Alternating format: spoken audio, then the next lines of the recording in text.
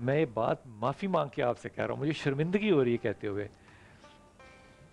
وہ اگر ہم اپنے کلاسیکلز کو نکال دیں، ابن کثیر کو نکال دیں، ابن اسحاق کو نکال دیں، ان کو ہم چھوڑ دیں اور آج کے پچھلی 2 صدیوں کی بات کریں، تو انگریزوں نے اس پہ کام کر کے اسلام زیادہ قبول کیا ہے بجائے اس کے کہ مسلمانوں نے سیرت پہ کام کیا ہو۔ مثال کے طور پہ حسین نصر کو لیجئے، جتنا کام اس نے کیا فلسفے پہ اسلام کے کسی نے نہیں کیا۔ ابو بکر سراج، مارٹن لنگس نے جتنا کام کیا، امیر علی کی کتاب دیکھیے دا روڈ ٹو مکہ، جتنا کام ہوا۔ مجھے لگتا ہے کہ آج ہم نہ چیدہ وہ فضائل کی کتابوں کے اوپر زیادہ اڑ گئے ہیں، وہ جو تاریخی حقائق تھے ان سے ہم بالکل ہی دور ہو گئے، اس لیے شاید ہماری ہیرو ورشپ جو تھی وہ بھی ذرا ٹیڑھی میڑھی ہو گئی۔ بسم اللہ الرحمن الرحیم۔ بلال بھائی بہت عمدہ گفتگو آپ نے فرمائی، اور جس پہلو کی طرف آپ توجہ دلانا چاہ رہے ہیں میں جو سمجھا ہوں، قال رسول اللہ صلی اللہ علیہ وآلہ وسلم، حضرت ارشاد فرماتے ہیں ہما امامان قاما و قادا، میرے یہ دونوں بیٹے امام ہیں۔ قاما تثنیہ ہے اور قعادہ تثنیہ ہے، یعنی دونوں چاہے کھڑے ہوں چاہے بیٹھے یا دونوں بیٹھے ہوں۔ ہمارے معمولاً احادیث کے ترجمے میں تھوڑی سی ریویو کی اور نظر ثانی کی ضرورت ہے۔ جیسے ایک مشہور حدیث، ان الحسن والحسین سیدہ شباب اہل الجنہ، حسن و حسین جوانان جنت کے سردار ہیں، یہ ترجمہ ہوتا ہے جی، جب ترجمہ اچھا نہیں ہے۔ ترجمے میں ایسا لگ رہا ہے جیسے آپ دنیا سے چلے جائیں تو جنت میں پہنچیں گے تو 2 سردار ملیں گے، جبکہ نبی نے یہ نہیں فرمایا۔ نبی فرما رہے ہیں ان الحسن والحسین سیدہ شباب اہل الجنہ، حسن و حسین جوانان اہل جنت کے سردار ہیں، اور اہل جنت ہونے کے لیے مرنا ضروری نہیں ہے۔ کیا بات ہے یار، کیا بات ہے یار، کیا بات ہے۔ آج بلال بھائی واہ واہ واہ واہ واہ واہ واہ۔ آج ہم اہل جنت ہو جائیں، کیونکہ نبی مکرم نے اہل الجنہ جملہ پھر کہہ دیں جی جنت کے لیے مرنا ضروری نہیں ہے۔ حسن و حسین جوانان اہل جنت کے سردار ہیں، تو اہل جنت تو دنیا میں اہل جنت ہوں گے نا۔ واہ، تو ہمارے سردار وہ مرنے کے بعد نہیں ہے، وہ دنیا میں بھی ہے، مردوں کے سردار نہیں ہے، وہ زندوں کے سردار ہیں۔ کیا بات ہے، جنت میں جانا ہے، اور زندہ جو اس زمانے میں اپنی زندگی میں اہل جنت ہو جائیں وہ جنت میں جائیں گے۔ تو یہ جو ایسے یہ حدیث کے یہ دونوں امام ہیں، چاہے دونوں کھڑے ہوں، ماشاءاللہ، بہت شکریہ، جو دونوں کھڑے ہوں یا دونوں بیٹھے ہوں۔ ہم یہ سمجھتے ہیں کہ امام حسن کے مزاج میں صلح اور امام حسین کے مزاج میں جنگ، لہٰذا بھائی کربلا گئے اور بھائی نے صلح کی، تو یہ جو ہم نے سوچ لیا ایسا، جبکہ نبی مکرم نے ایسا نہیں فرمایا۔ سرکار نے تو فرمایا دونوں کے مزاج میں اللہ کی خاطر صلح کرنا بھی ہے اور اللہ کی خاطر جنگ بھی کرنا ہے، لہٰذا دونوں نے صلح بھی کی، کیونکہ امام حسن کی صلح پر 10 سال تک امام حسین قائم رہے، تو امام حسین بھی تو صلح امام حسن کا حصہ ہے۔ جی ہاں، کیونکہ 50 ہجری میں امام حسن کی شہادت ہو رہی ہے، 61 ہجری میں امام حسین کی شہادت ہو رہی ہے، تقریباً 10 سال کے بعد آپ نے مدینہ چھوڑا ہے، اور آپ نے اس وقت میں میدان کربلا کا انتخاب کیا کہ جس وقت میں معاملات بہت زیادہ پیچیدہ ہو گئے، لہٰذا 10 سال تک وہ بھی تو صلح پہ قائم رہے۔ لیکن ادب مدینہ نہیں چھوڑا، جی ادب مدینہ نہیں چھوڑا، مدینہ چھوڑا جی۔ اور امام حسن کے مزاج میں کیسے کہہ سکتے ہیں کہ جنگ نہیں، جنگ یعنی جہاد۔ آپ دیکھیں کہ مولا علی کی تینوں جنگوں میں سپہ سالار کون تھا، لشکر علی بن ابی طالب کا علمدار کون تھا؟ خاص طور پہ ایک جنگ کے اندر جب مولا نے اپنے ایک فرزند سے کہا کہ جاؤ جا کے قد قدمیک تزول الجبال ولا تزل، جاؤ جا کے میدان میں اترو اور اپنے نگاہوں کو آخری دستے پہ رکھنا اور ایسے پیر جما کے لڑنا کہ پہاڑ ہٹ جائیں مگر تم نہ ہٹنے پاؤ، اور جب تم جیت کر واپس آؤ گے تو لوگ تمہیں مرحبا کہیں گے، شاباش کہیں گے، اس وقت میں تمہیں ذہن میں خیال آئے گا کہ تم نے کچھ کیا ہے، تو پھر اپنے آپ سے کہنا کہ وَعَلَمُوا أَنَّ النَّصْرَ مِنَ اللَّهِ، کامیابی اللہ کی طرف سے ہوتی ہے۔ سبحان اللہ۔ یہ محمد حنفیہ گئے، مگر حضرت محمد حنفیہ جو حضرت امیر المومنین علی بن ابی طالب علیہ السلام کے فرزند ہیں، مگر وہ وہاں تک نہیں جا سکے، تیروں کا مہ بڑھنے لگا کہ ایک مرتبہ پیچھے کسی نے پشت پہ ہاتھ رکھا، دیکھا تو امام حسن مجتبیٰ کھڑے تھے، امام نے فرمایا یہ تلوار ڈھال مجھے دو، اور امام حسن گئے جنگ کے اندر، اور پھر جب آپ جنگ فتح کر کے لوٹے تو سب نے امام حسن کا کیونکہ آپ کی نگاہ آخری پہ تھی، آخری نگاہ دستے پہ نگاہ رکھنا تاکہ جیت سکو۔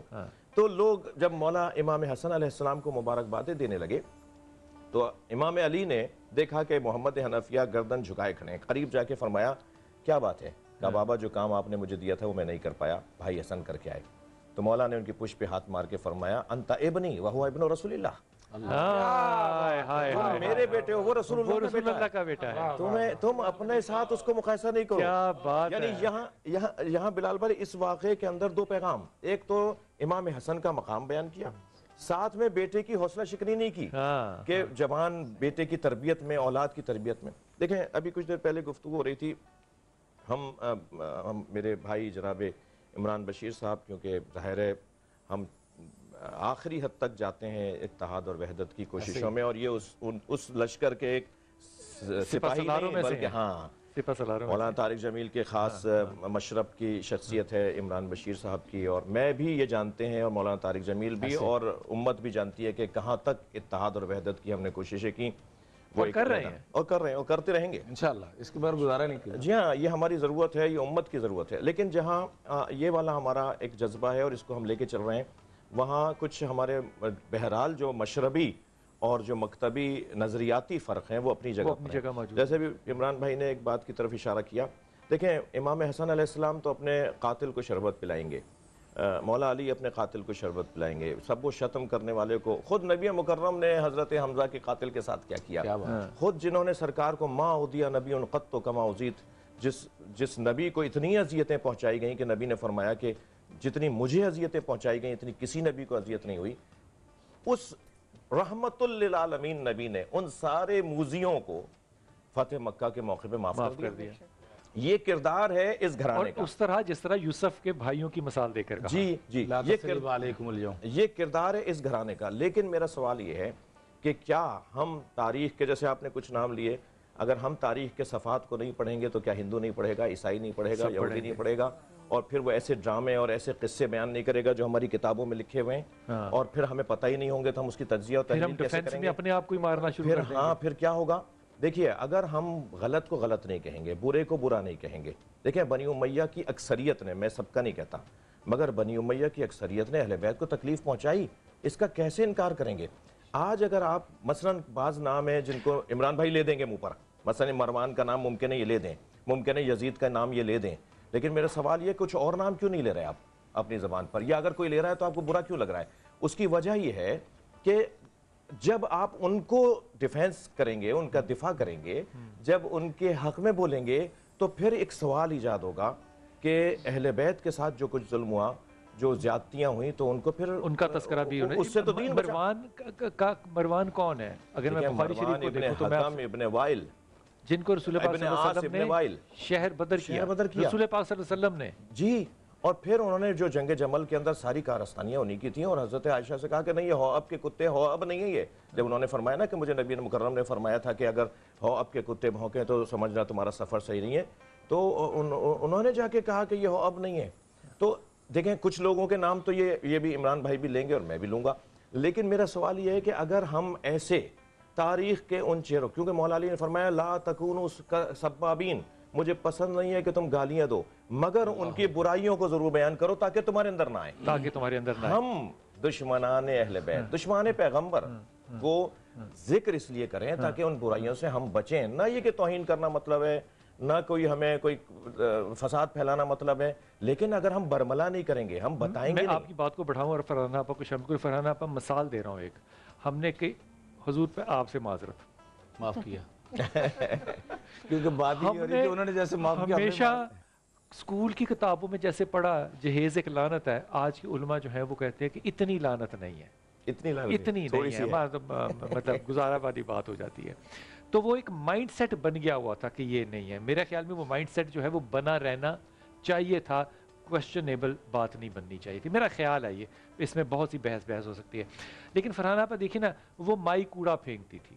میں یہ بوسٹن کی ایک مسجد میں بیٹھ کے سنا رہا, تو ایک نیا مسلمان جس کی ماں باپ مسلمان تھے, وہ کوئی زیادہ مسلمان نہیں تھا, وہ کہتا ہے کہ آپ کے پروفٹ نے راستہ کیوں نہیں بدلا. تو میں نے کہا اس میں سے میں کوئی حکمت نکالتا ہوں کہ راستہ کیوں نہیں بدلا. اس نے کہا آپ کے پروفٹ جو تھے وہ ظلم لینا پسند کرتے تھے, معاذ اللہ. میں اس پہ خاموش ہو گیا. میں واپس آیا تو اس ایک 22 سالہ انگریز نما مسلمان کی بات کو میں نے 6 کی 6 کتابوں میں دیکھا. میں نے اس کو حشام, تاریخ حشام میں, تبری میں دیکھا, امام کثیر میں, نہیں ہے کہیں یہ واقعہ. کہ وہ کوڑا پھینکتی تھی. وہ کہاں ہے حدیث جو لکھی ہوئی ہے؟ اگر وہ ہوگی کہیں تو وہ اتنی کی ضعیف ہوگی جتنی میری گفتگو ہو سکتی ہے. اب یہ کمال کام نہیں کرتے کہ ہم لوگ تاریخ میں بجائے اس کے کہ R&D ریسرچ اینڈ ڈیولپمنٹ سے وہ باتیں کریں جو کہ واقعی پائیدار بھی ہیں, اور اس پہ اپنی عقل ٹھوکنے کی ضرورت بالکل اس طرح نہیں ہے کہ آپ کو اپنی اوقات نظر آ جاتی ہے نا حج پہ جب آپ پتھر اٹھا رہے ہوتے ہیں. اوقات تو اتنی ہے کہ زمین پہ بیٹھیں اور پتھر اٹھائیں, اور اس پہ کوئی منطق نہیں ہے کیونکہ اللہ نے کہا ہے بھائی کریں, اللہ نے کہا ہے, رسول نے کہا ہے. یہ جو اپنی ہم معاملات کو ٹھوکنے بجانے لگ جاتے ہیں نا, علمی طور پہ بھی ناجائز, ایمانی طور پہ بھی ناجائز, شرعی طور پہ بھی ایک بد اخلاقی اور ایک نئے راستے نکالنے, کیا ہمارے لوگ جو ہیں وہ ان چیزوں سے علمی طور پہ باز آ جائیں گے؟ بلال بھائی آپ کے ذہن میں ایک چیز یہ کیوں نہیں آئی کہ جیسے آپ نے کہا نا کہ وہ اسی راستے سے کیوں گزر رہے تھے؟